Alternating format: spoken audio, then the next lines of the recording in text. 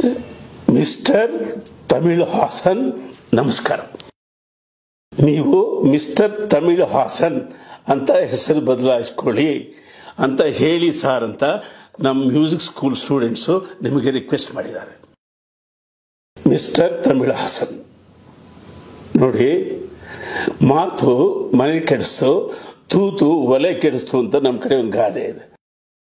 ಮಾತು ಎಷ್ಟು ತೊಂದರೆ ಕೊಡುತ್ತೆ ನೋಡಿ.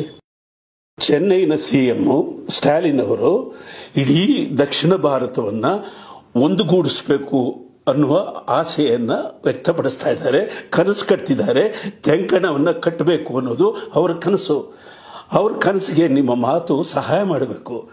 ನೀವು ಆ ಪಕ್ಷದ ಮಿತ್ರ ಪಕ್ಷ, ನೀವು ಒಳ್ಳೆ ಮಾತುಗಳಾಡಬೇಕು, ಯೋಚಿಸಿ ಮಾತಾಡಬೇಕು. ನೋಡಿ, ನಾವು ಕನ್ನಡಿಗರು ಭಾಷಾ ಪ್ರಿಯರು, ಭಾಷಾಂಧತೆ ನಮಗಿಲ್ಲ. ನಮ್ಮ ಕನ್ನಡ ದೇಶದ ಸಾಂಸ್ಕೃತಿಕ ರಾಯಭಾರಿ ಬಸವಣ್ಣ ನಮಗೆ ಕೊಟ್ಟದ್ದು ವಚನಗಳು. ನಾವು ವಚನಗಳಿಗೆ ಯಜಮಾನರು. ವಚನಗಳು ಅಂದ್ರೆ ಮಾತು ಸ್ವಾಮಿ, ಮಾತು ಎಚ್ಚರಿಕೆಯಿಂದ ಆಡಬೇಕು. ತಮಿಳಿಗೆ ಲಿಪಿಯನ್ನು ಕೊಟ್ಟಿದ್ದು ಕನ್ನಡ ಭಾಷೆ ಅಂತ ವಿದ್ವಾಂಸರು ಹೇಳ್ತಾರೆ.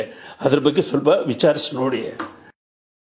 ನಾವು ಕಲಾವಿದರು, ತೆಂಕಣವನ್ನ ಕಟ್ಟುವ ಕನಸನ್ನ ಹೊತ್ತವರು, ಎಲ್ಲರೂ ಒಟ್ಟಾಗಿ ಬದುಕಬೇಕು ಅಂತ ಆಸೆ ಪಡುವ ಭಾರತೀಯರು.